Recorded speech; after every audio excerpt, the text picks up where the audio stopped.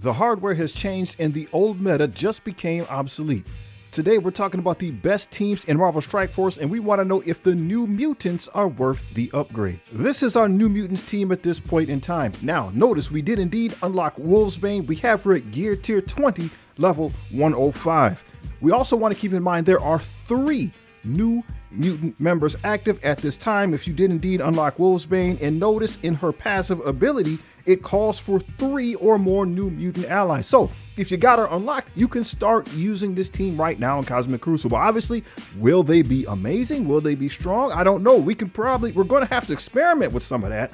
But we recognize, again, we can have 3 individuals here. The passive abilities are indeed active. Maybe we can fill in with some other characters and sneak out a win or 2 depending on your Cosmic Crucible bracket. This team is supposed to be the next big thing in Cosmic Crucible, and if you didn't know, look on the Marvel Strike Force website. It looks like there are some adjustments coming to Cannonball and to Warlock to make sure that this is the strongest Cosmic Crucible team in the game. With these points in mind, even if you did not build Wolfsbane, can we be working on Sunspot and Magic right now at this time? And obviously the answer is yes. You can find Sunspot on Heroes Hard Mode 4.6, and Magic is available on Villains 5.3. Now, obviously, I'm not usually a fan of Magic and supernatural things. I'm going to try to replace her, but just letting you know, if you don't feel the way I do, the team is available to build right now, so you might as well at least go ahead and start farming those 2 older characters in the form of Sunspot and Magic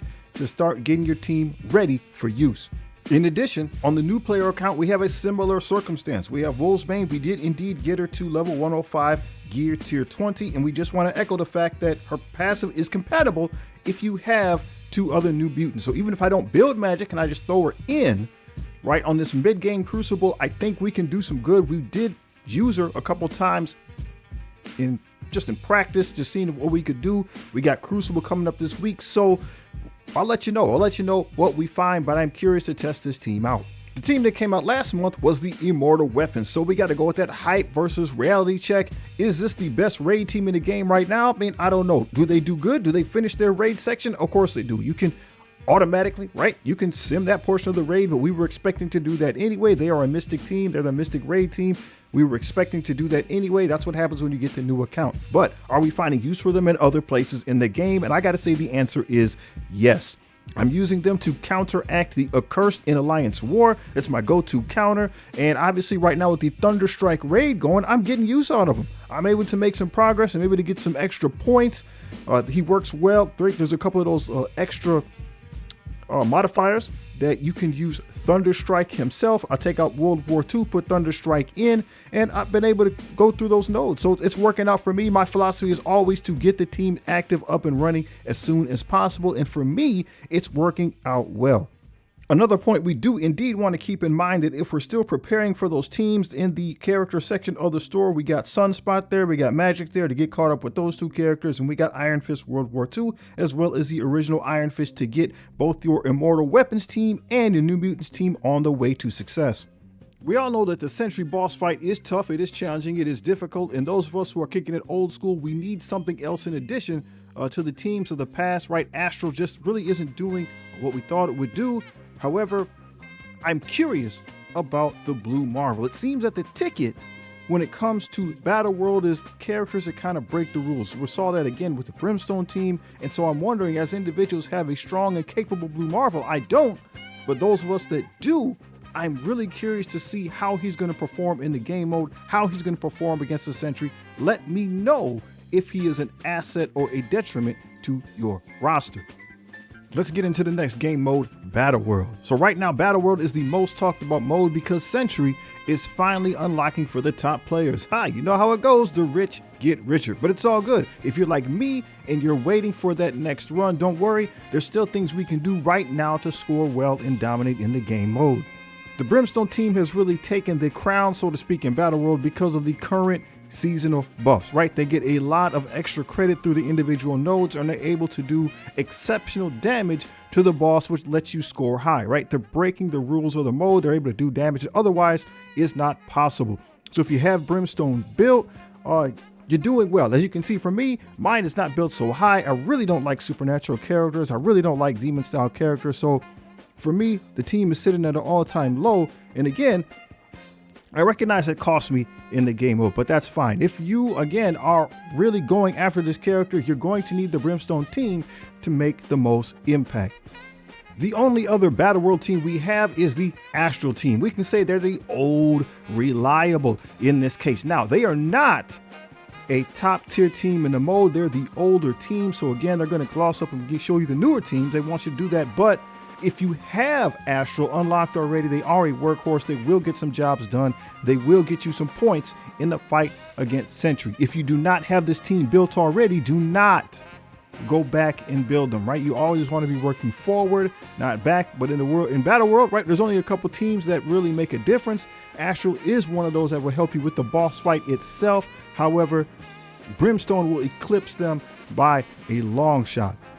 Kind of the secret weapon, perhaps we could say, is the Blue Marvel, right? We see that he's included here and there with his tags on certain different nodes. Obviously, he's meant to kind of work in on a different team or two, right? We come up with some type of hybrid team fighting against Sentry to get some extra points if you have Blue Marvel unlocked. Now, he is a, how do we say this, right? He's a chase character right now. The majority of the community doesn't have him, and even if some do, they don't really have him at the level necessary to really do some damage. But just because how his kit works out, he's able to make some ground. At least that's what I hear. Obviously, I don't have mine unlocked, so I don't know about that for sure, but that's what we're hearing. So if you have him, experiment with him, let me know how this guy actually works out in the fight against Sentry. Cosmic Crucible used to be simple. You would build the team, you would place the team, but as we look at the last few teams to release, we have duos, we have legendary characters like Thunderstrike and Blastar.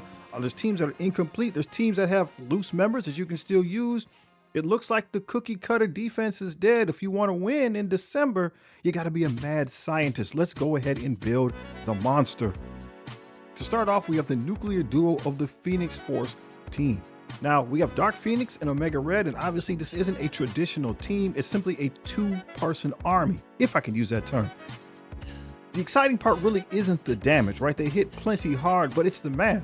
Since they work so well together, they free up 3 other spots for you to plug in some other plug-and-play characters, some other trio, some homeless characters that maybe you weren't using that you know can still get the job done. So if you have these 2 individuals, this is the ultimate play in efficiency.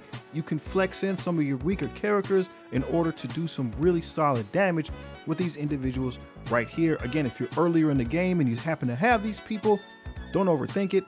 Later on next year, though, we will be getting Magneto. He will be the 3rd member of this team. I'm curious to see what it is he will bring to the game. Another thing that we're all working on right now is Thunderstrike.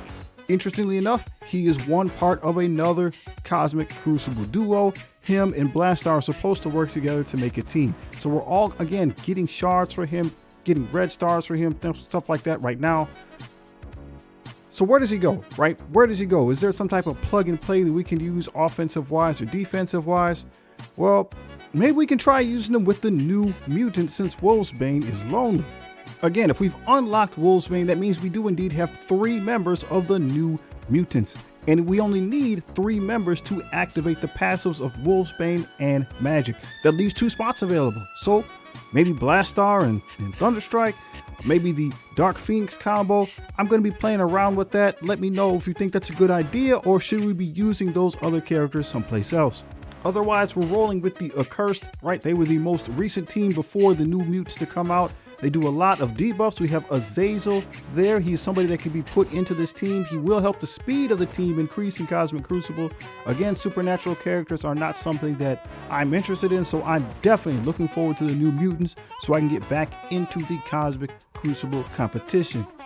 Before them, we have the Starjammers. Again, they control speed. You need all 5 members to do that, though, so there is no opportunity for plug and play here. This is a 5-piece team that you have to have. You're going to have Lilandra if you don't have Professor X yet, so that is one person you're going to have to power up. That doesn't mean, though, that if you're just coming into the game that you should power up the whole team. There are a couple of teams back. You want to stay with what's new. You want to stay with what's meta. These guys are decent, but you shouldn't be reaching back to get them if you don't have them already.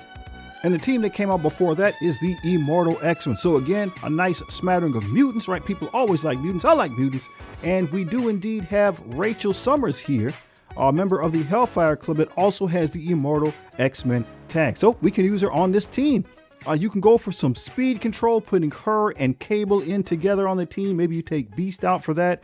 Knowing if you do that, obviously you're letting go of your healing. You cannot take advantage of both speed mechanics, both on spawn speed mechanics. I think it's only Rachel's if you put her in and not Cable's, but Cable can still use his rewinds and things like that during the fight.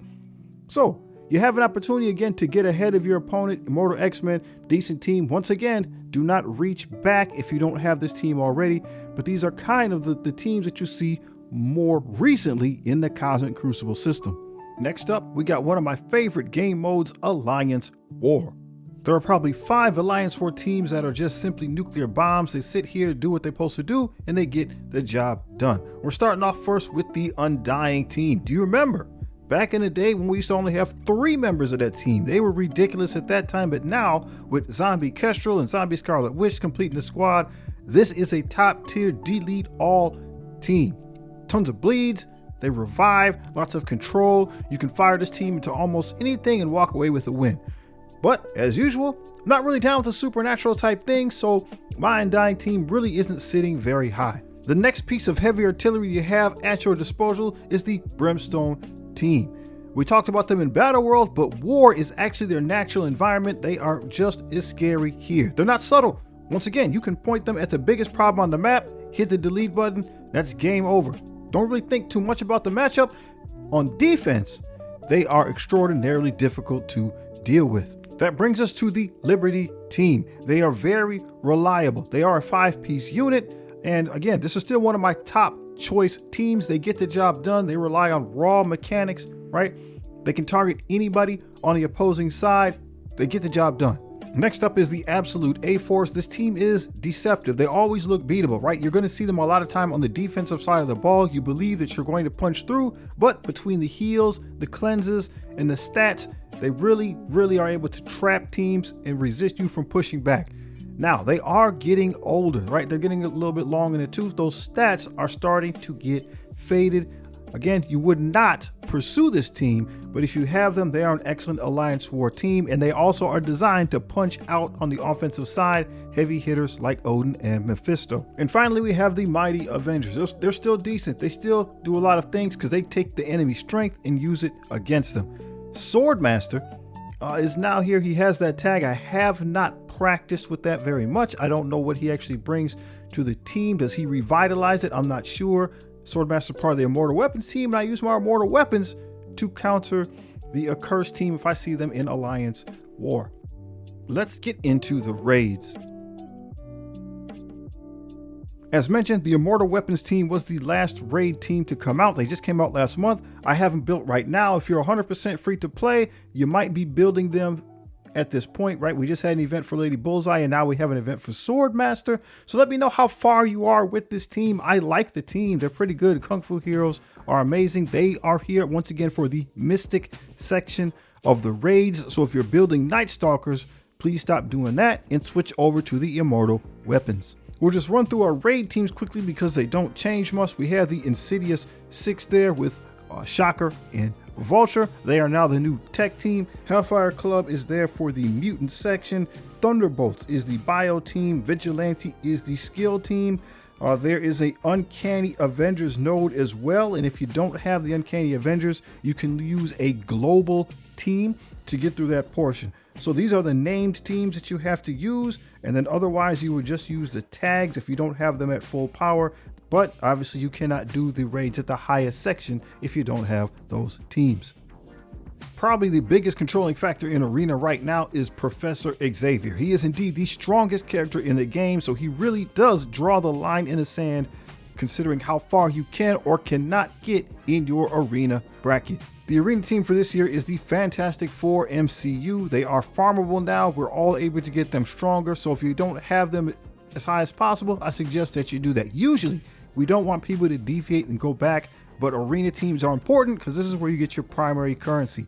Franklin Richards, Invisible Woman MCU, Mr. Fantastic MCU are the 3 core members you should get, and we'll flex out the other 2 spots as needed. So for our example for today, you see we made it up to rank 15. We were able to make it higher from time to time. We have Professor Xavier in there, and we have Odin in this case because he just helps it it depends on the matchup, right? It depends on the matchup. So in the case of the team there on the right, Dark Nova, he has an Apocalypse. Odin is what you're going to use to beat that. If Odin was the one who was there, then we would use Emma Frost to slow him down and get the advantage. If Emma Frost was there, then we would use Apocalypse to negate her ability to speed control you, and we just have those 3 rotating characters for the most part. As we see on the left hand side, we have a Dormammu right there with Wesker. We have a Dormammu. So essentially, he stays around long enough to give everybody that revive once. Professor X can also get the revive once, and that almost guarantees he's going to get off his special ability. You're going to have to endure that. If you can easily win the match, but it is just something to think about. Ryan Express here, he has Blue Marvel and maxed out. So people say the Blue Marvel isn't really strong in Arena, and it takes time, it takes some stats, right? But if you get him potent like that, he's difficult to deal with. There's randomness in the match because you're not 100% sure who he's going to target, who's going to be around him, what things are going to get flipped. And it just, again, it adds that randomness to the matchup, meaning you may win and you may not. So that is our state of the game for the month of December. We went from the brute force of Mephisto to the control of Professor X. We're summing our raids with the Immortal Weapons, and we have individuals that are breaking Battleworld with Blue Marvel. This time next month, Sentry will be on the board for a lot of people. Let me know, are you going to be unlocking them, or do you have to wait one more month? I do want to know one thing from you. Is Professor X unbeatable, or do you have a counter that works without him? Let me know down in the comments. As you know, I read every single one. Do you like the new format that we did for the best teams? We changed some stuff up. Things were getting a little stale. Let me know all your feedback there. And hey, if you haven't seen this video right here, please check it out. It's legit.